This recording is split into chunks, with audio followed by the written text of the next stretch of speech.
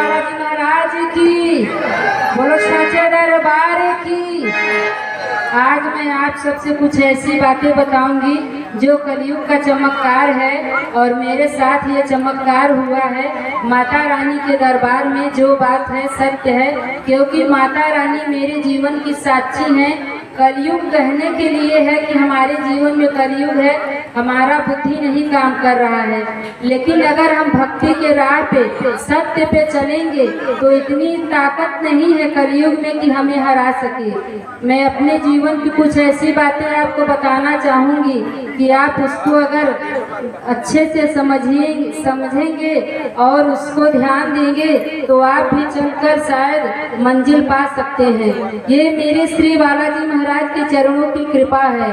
कुछ दिन की बात है, सन 2019 की बात है। मेरी तबीयत बहुत ज़्यादा खराब थी, स्वास्थ्य मेरा खराब रहता था, मुझे कुछ भी समझ में नहीं आता था।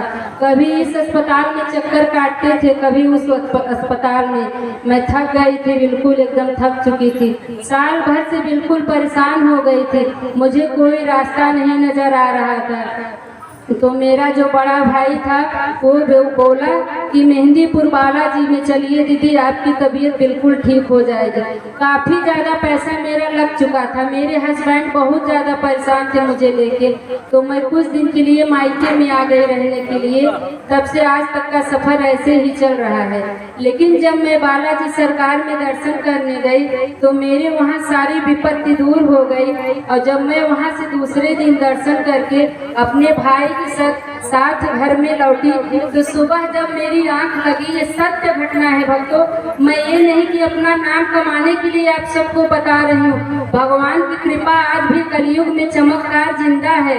अगर विश्वास करोगे तो नैया पार उतर जाएगी। इसलिए आप सबसे ये बातें शेयर कर रही हूँ या बता रही हूँ, या मेरे बाबा की कृपा होगी या माता रानी की कृपा होगी, क्योंकि मैं कब से अपने YouTube चैनल पे डालना चाहती थी लेकिन नहीं डाल पाती थी। आज हो सकता है माता रानी के दरबार में इस बात से न जाने कितने भक्तों का और भी विश्वास बढ़ जाए। इसलिए मेरे बाबा ने इतने दिन इंतजार किए इस बात को बताने में। चलिए तो मैं बताती हूँ। जब मैं दर्शन करके लौटी भक्तों घर पे, मेरी आंख लगी तो मुझे एक सपना आया कि मेरे सामने यमराज साक्षात खड़े थे, कह रहे थे कि अब तुम्हारा दिन पूरा होने वाला है, कुछ दिन बाद अब तुम्हें मेरे साथ चलना होगा। तुरंत मेरी आंखें खुल गई, मैं रोने लगी। मैंने कहा कि हे बालाजी महाराज, मैं आपका दर्शन करके आई हूँ, ये कैसा सपना मुझे आया है कि आपके दर्शन करने से मुझे मृत्यु के बारे में दिखाई दे रहा है। मेरा मन कांप उठा, मैं रोने लगी। फिर उसी दिन मैं उस बात को भूल गई, किसी से चर्चा नहीं की। फिर पता नहीं कैसे दिन प्रतिदिन मेरी भक्ति मेरी श्री बालाजी महाराज के चरणों की तरफ खिंचती गई, बढ़ता गया मेरा मन, और मैं उनके भक्ति में डूबती गई। मेरा मन ऐसा कहता था कि मैं बाबा को लुभाने के लिए क्या क्या करूं। ये मेरा बल नहीं था, मेरी बुद्धि नहीं थी, वो स्वयं मुझे अपना कर उसी राह पे लेके चल पड़े। तो मैं दिन प्रतिदिन मेरा भूख प्यास मिटता गया और मैं दिन प्रतिदिन 2-3 घंटे समय निकाल के घर के और बच्चों का सेवा करके दिन भर भगवान के चिंतन में, भजन में, कीर्तन में, सुंदरकांड में लगी रहती थी। रामायण का भी अध्ययन करने लगी।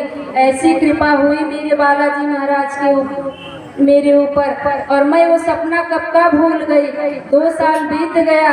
फिर एक दिन ऐसा हुआ भक्तों कि 1:30 बज रहा था, वही सपना मुझे फिर से आया। मैं तो बाबा के भक्ति में चूर होके सारी दुखों को भूल चुकी थी। तो एक दिन सपना आया, यमराज खड़े थे और मुझे कहने लगे कि तेरा समय पूरा हो गया, अब तुझे चलना होगा। तो मैं रोने लगी, मैं कहने लगी कि अब क्या करूं, मेरे बच्चों का क्या होगा। इतना बोलते हैं यमराज के मेरे पैरों से प्राण खींचने लगे। प्राण खींचते खींचते सर के पास आ गए। सर के पास आते ही ऐसा लगा कि मेरा प्राण निकल गया। मैं इसलिए बता रही हूँ आप सबको कि जब अंत समय में प्राण निकलता है तो परिवार के प्रति क्यों भटकता है। उस दिन मुझे पता चला जब मेरे प्राण निकले तो मेरा एक लड़की है एक लड़का है, तो मेरे मुंह से निकला हाय राम, अब मेरे बच्चों का क्या होगा। छोटे छोटे बच्चे हैं, प्राण निकल रहा है, हाथ पैर पूरा अकड़ गया। मुझे ऐसा लगा यमराज लेके मुझे चलने लगे। मेरे दरवाजे से थोड़ी ही देर निकले थे कि तुरंत एक प्रकाश हुआ, एक रोशनी हुई और वहां से आवाज आने लगी कि इसको लेके तू कहाँ चला, ये मेरी शरण में है इसलिए इसको छोड़ दे और छोड़ के वापस जहाँ से आया है वही लौट जा। ऐसा उस प्रकाश से आवाज आई। दर्शन तो मुझे नहीं हुए बालाजी के, दर्शन तो मुझे सपने में हमेशा होते थे, लेकिन साक्षात्कार मैंने उनको नहीं देखा, क्योंकि माता रानी का पंडाल है। जिस दिन से बाबा ने कहा है कि सत्य राह पे चलेगी तो तेरा बाल बाका कोई नहीं कर सकता, इसलिए इस गले से कभी भी झूठ बाबा मेरे उतरने नहीं देते। उसी समय मेरे प्राण को छोड़ दिए तो आके मेरे प्राण मेरे शरीर में ऐसे लगे कि मानो कि जो अकड़ा हुआ शरीर था धीरे धीरे हाथ पैर हिलने लगा।